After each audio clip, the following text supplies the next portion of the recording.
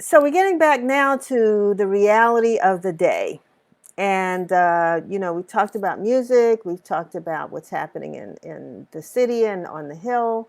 But the reality right now is that the COVID 19 pandemic is still on us. We're still facing it. People are still getting ill. People are getting tested, which is a good thing, I think. And there's still work out there to try to get a vaccine. But in the meantime, we're having to really do our best to stay safe among ourselves and to make sure that we don't infect others. But we have as our next guest two individuals who uh, actually, unfortunately, did end up with the virus, a husband and wife. And, I think they have some words of not only encouragement, but some words of advice for those in the community that still don't know the reality of this illness. And so I'm glad we're going to watch this little video and then we're going to talk to Thierrien and Marcy. COVID-19 puts thousands of people in the hospital, but some never make it to this moment. It took 46 days to get here. It's been a long time coming. Weeks on a ventilator. It was tough. I couldn't do anything. I couldn't move. And a wife who stuck to her faith. It's by God's grace that we made it today. When the Johns Hopkins medical team bid farewell, that's when the tears started to flow.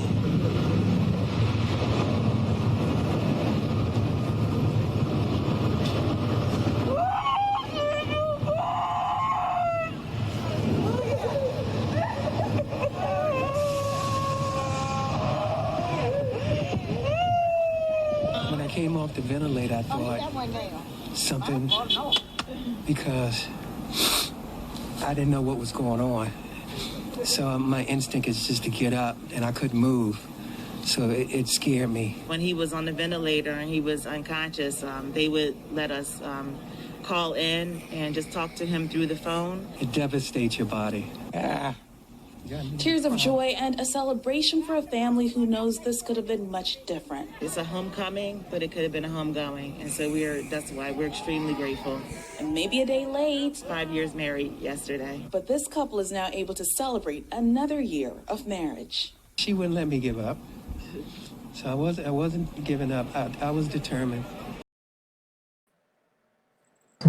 Wow. Wow.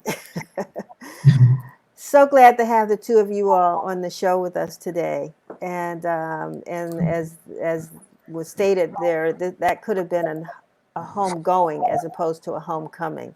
Absolutely. And yeah. So how are you doing, Thierrien?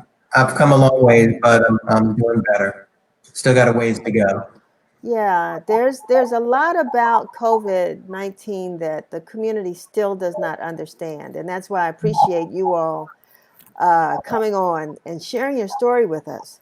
Because, we laugh about it, we joke about it, we try to wear our masks and try to, stay 6 feet apart and all this other stuff, thinking, we took a little survey about people getting tested. There's still folks that would not even want to get tested.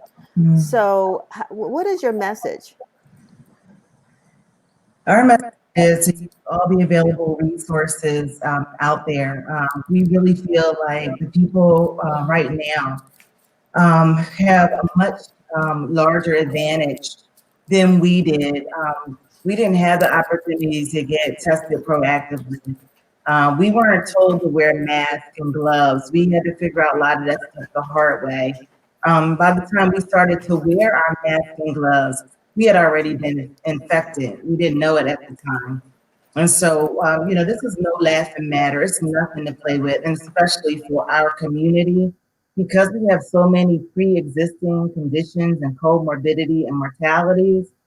It's become a silent killer to us. And it's just really no joke. We really, truly encourage everyone out there to get tested, to listen to the CDC guidelines, and of course, take advantage of social distancing. It's really real, folks. Nothing to be played with. I mean, how did you realize, Thierrien, what were the first symptoms that you had? Walk us through the very beginning of this ordeal. Well, initially, I had a fever, and I didn't think much of it. I had really bad allergies, so my wife had given me some Tylenol or Robitussin, and it would break the fever. So I didn't think much of it. Several days after that, I developed a cough that wouldn't go away, and that was the sign that something more serious was going on. So my wife had made a promise to me. She said, if your temperature hits 101 and you continue coughing by Friday, I'm taking you in. And that's exactly what we did, not knowing that was going to be the last time I see her within 46 days. And is it because it seems like a lot of folks don't even know when, where, how, they got initially infected. Yeah, we have no idea. We hadn't done any travel recently. It's still a mystery to us. It just came on. Now she had a mild case, but it was almost like a sinus infection for her. But for me, it actually took a different turn. Yeah, we both work with the public, and we're around, people constantly. We go to church, to a large mega church, and we are, always around people. So we have no idea, to be honest with you. And I think that, that's the case. I don't think most people know, where they contracted it unless they got it, directly from a family member. So, we can't say that. And that's all the more reason why people need to observe social distancing and also get tested because you just don't know. I mean, like you said, I was mild and they only tested me because he had the symptoms. I would have never have gotten tested. I just thought I had a sinus infection. So if I hadn't have got tested because of him, then I could have walked around and infected a number of other people not knowing because I was, pretty mild or asymptomatic. When you were admitted into the hospital, I know that you all had some experiences. One, it had to be very difficult for you, Mary, not to even be able to see your husband for this period of time. I don't know. I'm sure you were there asking lots of questions, trying to figure out what's next, what's going to happen.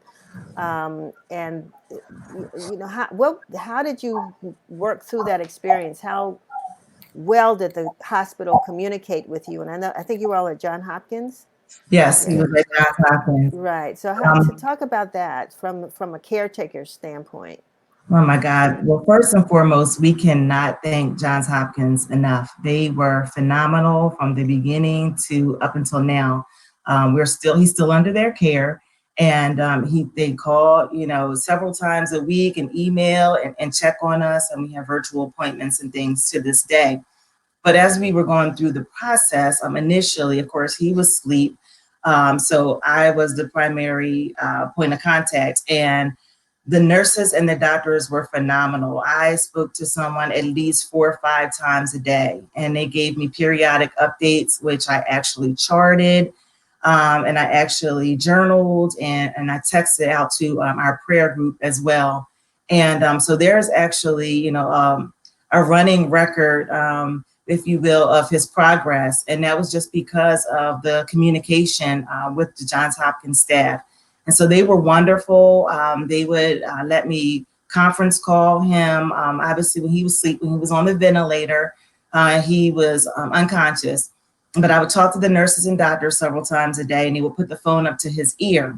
And then as he started to come to, they would allow us to do Zoom calls as a family. And so they were excellent with communication. I mean, this is a horrible time to be in the hospital. Because of COVID, you can't see your loved ones. So the only thing you can do is really just depend on, the communication internally. But they were awesome. And I just can't give them just enough praise and thanks. That's what's so critical. I mean, just to get information and the way that the healthcare workers have done amazing things to just try to figure out how to help families. And so I'm glad to hear that Yes. news. I'm extremely, extremely glad. I feel like a part of the family now Yeah. because, knowing what your trial was and that you're here sharing that story with us and our audience. And I see folks just saying yay on through our comments. So Yeah. I know that you're reaching people, and this was important for you to do that. And that T-shirt, "Healed Husband, Praying Wife," Yes. I'm sure prayer got you through too. Amen. Both Absolutely. of you. Absolutely. Yes. Yeah. Yes. This So, prayer got us through. Therian, what now that you've come through it, I mean, I know that you're still, under the doctor's care. Tell us a little bit about how you're feeling now. Every day is different. I'm working to get strong. I'm still having physical therapy outside. Um, One of the challenges that I'm having is this disease really takes a toll on your body.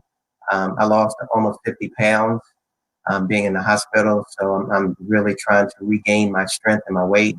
Um, some of the problems with being on the ventilator in the prone position for so long, I developed a shoulder injury, so I'm having problems with my right arm.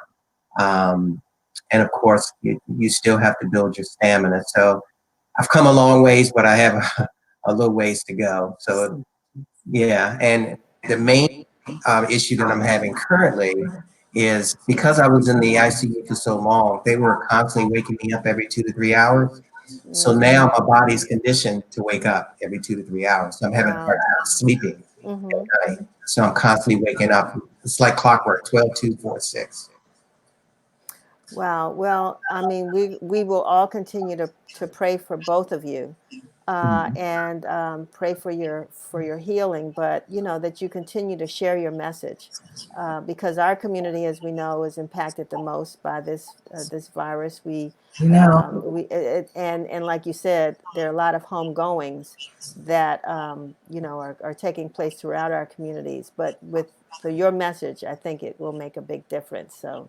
Yes. Stay strong. Thank Thank you. you. Appreciate Yeah. All right. Okie doke. And we will probably talk to them. I'd love to get back with them in about maybe 2 or 3 months, just to see how he's doing. I'm sharing that message with our producer, Chevry, to see if we can get them back on again, because we'd love to know what the progress was like. And, we've talked to other people as well. I mean, two of our reporters actually had the virus. So, and they're both doing extremely well right now. So we can celebrate them. So we're going to take a